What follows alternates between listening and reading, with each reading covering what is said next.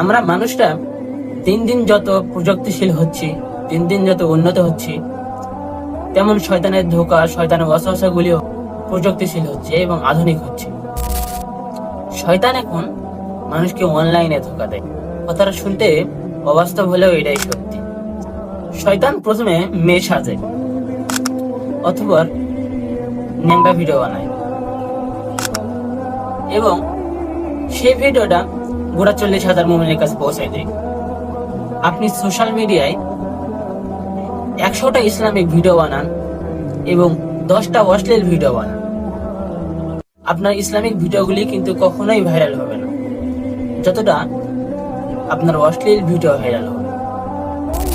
তাই আমি বলবো, আপনার সামনে ইসলামিক ভিডিও আসলে সেটাকে স্কিপ না করে লাইক, কমেন্ট, শেয়ার করুন এবং শয়তানের ওয়াসওয়াসা থেকে দূরে থাকুন।